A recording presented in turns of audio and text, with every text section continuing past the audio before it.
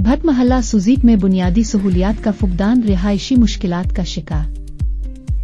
سری نگر، بھٹ محلہ جامع مسجد سوزیت لاوے پورہ کے رہائشی بنیادی سہولیات سے محروم ہے، جس کی وجہ سے ان کی روزمرہ زندگی شدید متاثر ہو رہی ہے۔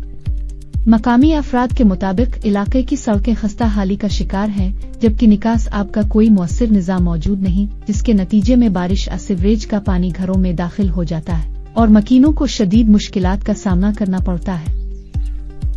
اہل علاقہ کا کہنا ہے کہ دیگر گلیوں میں میکڈم بچھایا گیا ہے، لیکن ان کی گلی کو نظر انداز کر دیا گیا ہے۔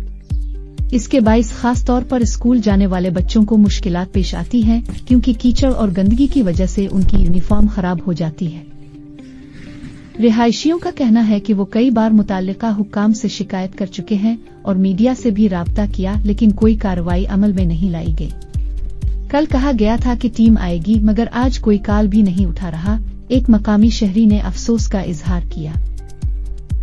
علاقہ مکینوں نے مطالبہ کیا ہے کہ فوری طور پر نکاس آب کا مناسب انتظام کیا جائے اور سڑک کی مرمت کی جائے تاکہ ان کی مشکلات کا ازالہ ہو سکے۔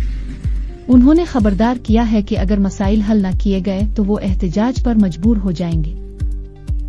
یہ رپورٹ علاقہ مکینوں کی شکایات پر مبنی ہے، متعلقہ حکام کا موقف حاصل کرنے کی کوشش کی جا رہی ہے۔